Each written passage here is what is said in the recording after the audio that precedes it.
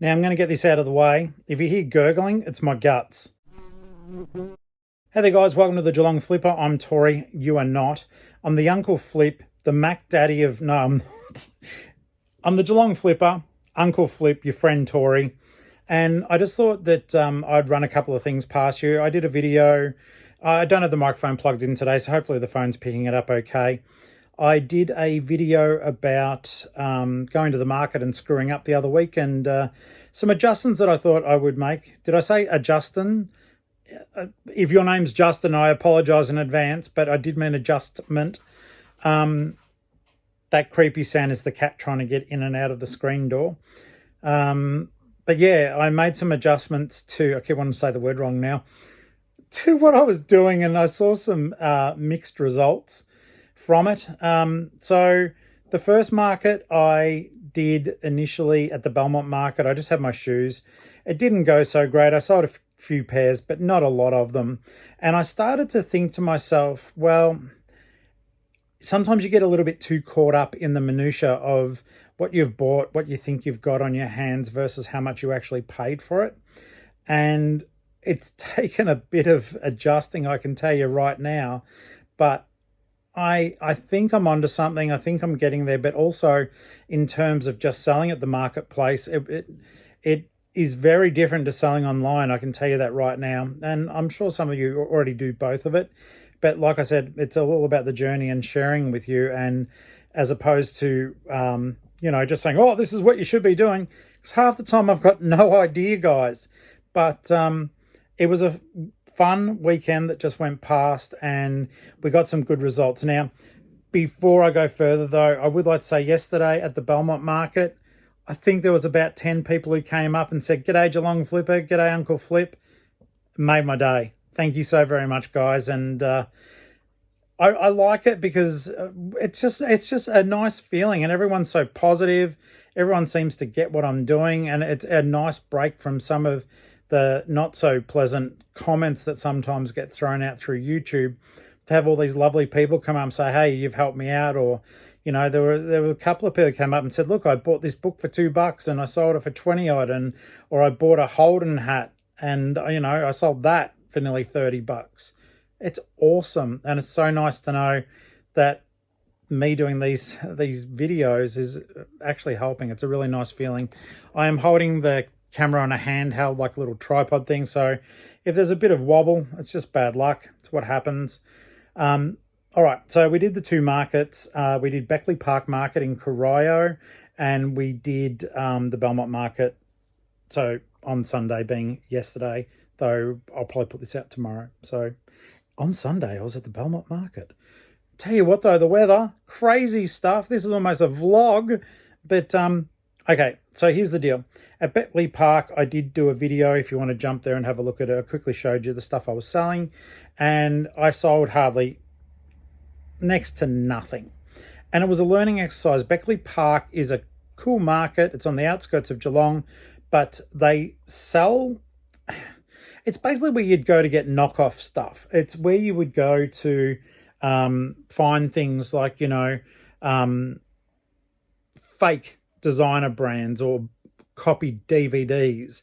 There wasn't a lot of like the stuff that I was selling. Not that my stuff was high end as such. No siree.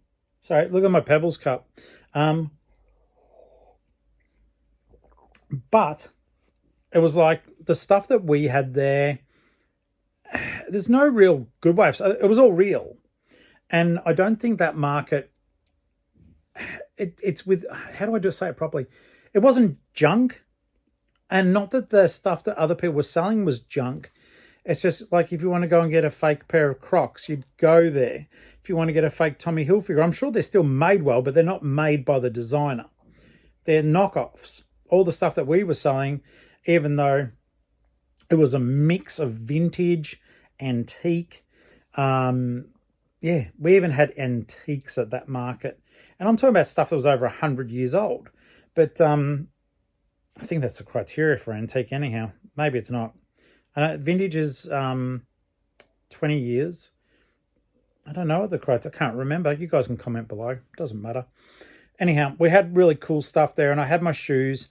And so from the week before, when I spoke to you guys about the markets, I put signs up on the thing saying, all shoes half price. I sold some shoes. It was good.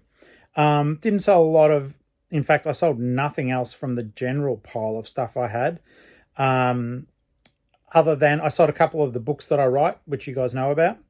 But in terms of just everyday stuff, I didn't sell a great deal. And then, so that was a valuable lesson to learn, that I can sell stuff at that market, but once again, I've got to change it up. I think for that market, for what I'm selling there, I was the only vendor at the Beckley Park market that was really doing shoes, like real brands. Sure, they were secondhand. And to the lady who absolutely busted my chops on price, thank you. You taught me a lot of lessons too. And they had to stick to my guns when someone's being nasty and giving me a hard time. I'm just kidding. She'll never watch this. But yeah, she was busting my chops about some Kathmandu shoes.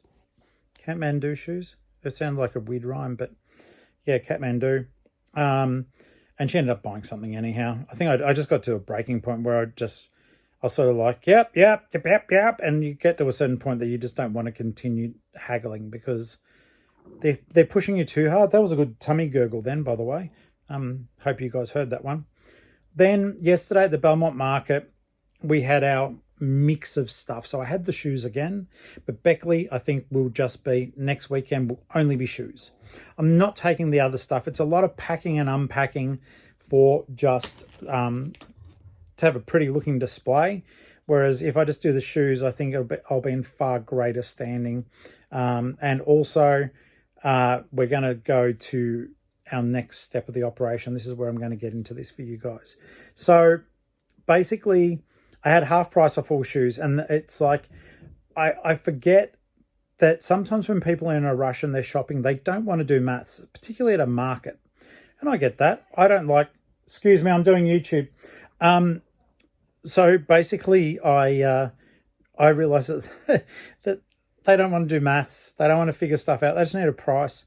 And I'm like, but this is like Diana Ferrari and this is Nike and this is like, they don't care. They're just shoes to them. And that's one thing that I noticed too. They have to become just shoes to me. And so by me putting up half price off all shoes, I'm still asking them to do maths. And so that was interesting to me. So I thought yesterday, whenever you get to see this, it was on the Sunday at the Belmont market, I put all shoes, $25.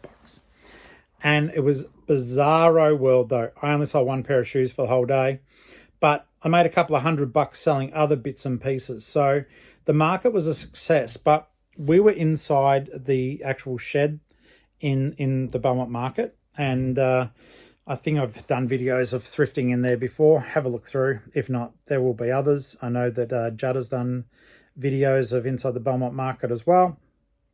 So go on Diary of a Flipper and do your homework for me.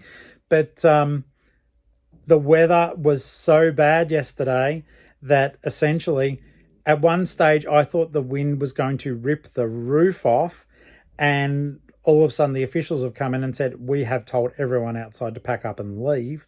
You can leave or continue trading. But it was kind of awesome. The bad weather brought everyone inside to seek shelter from the bad weather. And all of a sudden we started ticking over with our sales. Now, to give you an idea of the stuff that sold yesterday for me, I was selling off some paperbacks. I just did them at $5 each. I generally pick them up for $1 to $2. So they're just get outs. James Patterson, David Baldacci, just the big name authors that you can pick up quite readily. Tori Favreau. Just kidding, I didn't sell a book yesterday. But yeah, those sort of things, I just had them all piled up. $5 a book. They were in really good nick. So I sold a few of them. I bought a Lego Duplo box a while ago. I showed you guys on the thrifting video when I got that. So that was $7, flipped it into 25. I bought a whole heap of Marvel hardcover comic books, and they were just cheap and cheerful, $10, get them out the door. I would have paid $1 for each of them. I think I sold 2 or 3 of them. So it was just stuff like that. There was little knickknacks like that we like to sell, ceramic bits and pieces.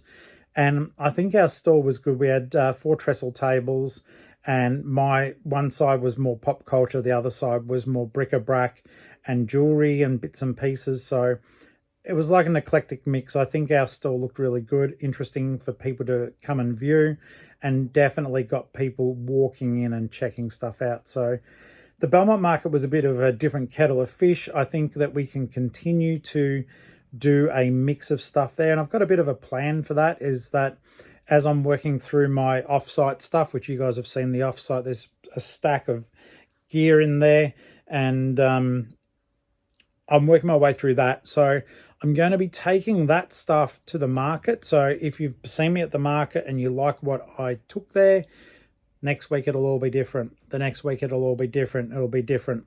So the idea is I'm going to go through these tubs that I've got, and every single market I'm going to have different stuff there. I'm going to freshen it up, that I don't become one of those stale market people that always have the same stuff that's there. And I'm going to take those tubs after the markets, and that will be my listing goal during the week. I think it's going to be a neat way of addressing the death pile. And it's funny, it is a big death pile. It's huge, but is it a death pile? I don't think it is. I see it as opportunity. And I think now that I've sort of found my focus, and I'm finding my footing a bit more, that it's going to be a fun time. I think my eBay store is going to be filled with very interesting things. I've got plans for the shoes as well. The shoes, you will be lucky to see them, depending on how fast I can list. But the idea is from now on, all shoes are going to be $25 a pair. Doesn't matter what it is, it's going to be $25. When they get to eBay, they'll be at slightly higher pricing. Not a great deal higher, but enough that I've tried to work out, okay, based on a very quick listing and handling time, what would be the cheapest amount I'd be happy to, what sort of profit. So I worked it out that, like, if I can make about 17 to 20 bucks per pair of shoes, then that's worth my while, based on roughly, I'd say, 7 to 10 minutes of processing and all the stuff. I mean, you've got to factor in the sourcing as well. I just have trouble with doing the time frame. I think we worked it out to about 15 minutes, but $17 every 15 minutes, that's fine. I just need to live my life. I don't need to be mega rich or anything like that. So $17 for 15 minutes work, that's worth it to me. And it's not always 15 minutes. That's a worst case scenario. So the interesting stuff I did learn, hopefully the takeaway is a solid one for you, is that I need variety at one market, and I need quality, but definitely pricing at the other market. So Beckley Park Market will just be shoes from now on at $25 a pop. Then Belmont will serve the shoes at $25 a pop, because I do believe they'll sell. I need to mix it up. I had a lot of leather shoes there. It looked boring, even though the quality was great. It wasn't visually attractive. I was lucky I had Lego and stuff like that at the background to sell. I think the colors brought people in, but they walked past the shoes and they ignored them, because it looked like, your nonna had stopped past and kicked off every single pair of shoes she owned onto the ground for $25. They were good quality shoes though. Thank you to my one shoe customer. It's been so friggin' interesting. It's been a challenge. We have been working our butts off. And it's funny because, like, Ali can get her stuff set up pretty quickly, but because I've been screwing around with all my stuff plus 100 odd pairs of shoes every market, she's been my angel and jumping in and helping me. So none of that would have looked as good as it did without her help, or I need to get there a whole lot earlier. So it's going to be one of those interesting things. I think another thing that we're going to tackle is, we notice at a lot of these places that some people go there super early when people are trying to set up. If we can get there a little bit earlier and be set up, maybe I can take advantage of some of these little scroungers that get around early. Didn't see a lot of reseller action. No, I should take that back. At the Beckley Park Market, I didn't see any resellers that I could identify. At Belmont, you were all coming up and saying hello to me, so I know who you are now. In any case, bit of a fun vlog, what I learned at the markets. Definite improvement. We're also going to be changing up some of our processes with regards to the shoes and how we deal with them. And I hope you got something out of this. If you did, great. And if you didn't, well, thanks for the chat. Do consider becoming channel members if you are not already. And I do appreciate the fact that you guys came up and said hello. It made my bloody day. And I look forward to seeing you guys on eBay, on YouTube, Insta, and also at the markets, all right? Be good to each other. Catch you later. Bye.